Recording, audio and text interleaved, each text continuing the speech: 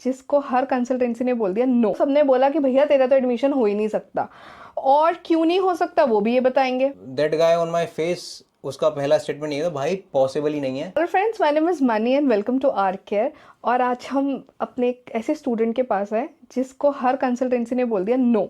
ये इसने मुझे आज ही बात बताई है अभी बैठे बैठे कि सर, और आपको एक बात बताता हूँ, मैंने इतनी सारी कंसल्टेंसीज में कॉन्टैक्ट किया था कि गुजरात की और बहुत सारी, कि मैं आपको नंबर्स दिखाता हूँ। सबने बोला कि भैया तेरा तो एडमिशन हो ही नहीं सकता, और क्यों नहीं हो सकता वो भी ये बताएंगे। और उसके बाद he is studying in university of Koblenz. वो इतना अच्छा कोर्स है कि बहुत कम स्टूडेंट्स उसमें पढ़ते हैं, और लोगों ने उसको बोला कि भैया तेरा वीज़ा लगवा देंगे, ऑफर लेटर तू लिया। सो ही वॉज वेरी, मतलब ये बोलूँगी मैं कि ट्रस्ट डिमोटिवेटेड था वहाँ पे।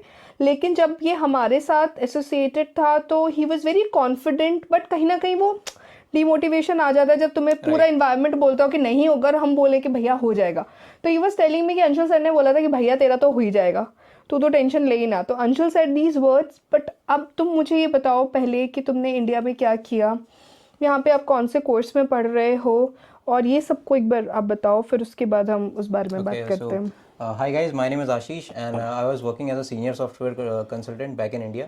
मैं स्काला डेवलपर था। I started my journey यहाँ जर्मनी आने की लास्ट ईयर जनवरी में, जब मैंने सर को ज्वाइन किया था। तो मुझे डेटा साइंस में ही आना था पर्टिकुलर। मैंने बता रखा था सर को कि मुझे डेटा साइंस चाहिए, that too in a public university. और बाकी सारे सर ने जो भी मुझे ऑप्शंस बताए थे, तो मैंने उसमें सिर्फ डेटा साइंस और कंप्यूटर साइंस ही रखा था, और एक साइबर सिक्योरिटी, ये तीन ऑप्शंस थे। माई ग्रेड्स वर प्रीटी लो, तो मुझे बड़ा 2.3 ना 2.3 राइट, 71 समथिंग परसेंटेज बनती है, तो वो बहुत लो थे, जिसकी वजह से मुझे लगता था कि it is not possible to get into a ऐसा पब्लिक तुम्हें यूनिवर्सिटी। लगता था, हमें नहीं लगता था। नहीं, अब तो मुझे भी नहीं लगता है। हाँ, मतलब सी इट इज़ डिफ़िकल्ट। मैं ये नहीं बोलूँगी कि आसान होता है, बट आपकी जिस तरीके से एप्लीकेशन की जा रही है, जिस तरीके से अप्लाई किया जा रहा है, एवरीथिंग मैटर्स। तुम्हारा everything एसओपी, matters. वो सब चीज़ बहुत मैटर करता है, और फिर Yes. किस तरीके से तुम्हारी प्रोफाइल बनाई जा रही है, Yes. That is the most important thing. That's the most important part, right? So And I think you were telling me that there were the consultants from Gujarat, which is one of the very good consultants. So We'll not share the name. So they also said the same, right? कि you will not get an admission.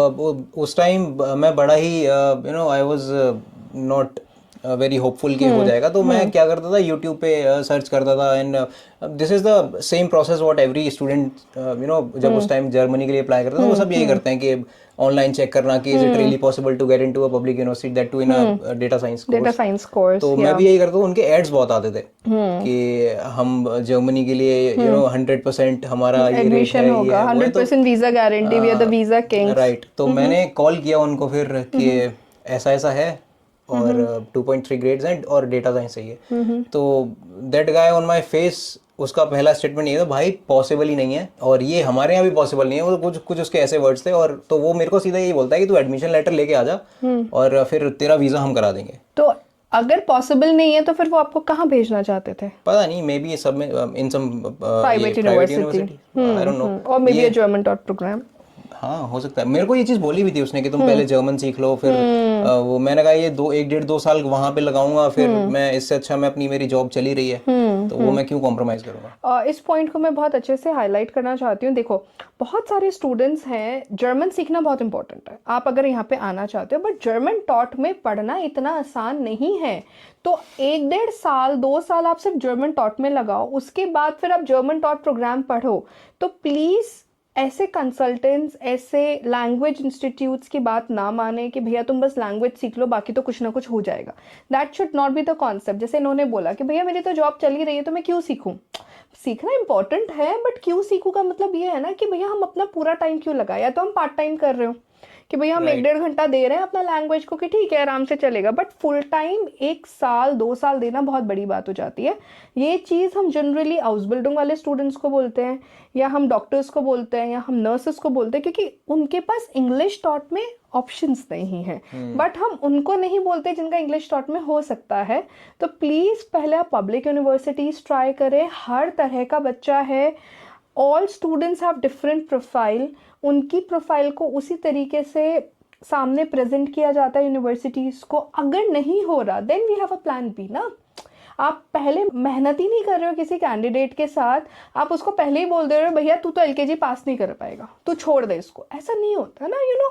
At least आप workout तो करो, मेहनत तो करो, उसके बाद we'll decide कि भैया रिजेक्शंस आए तो किस वजह से आए हैं, क्या रीज़न है।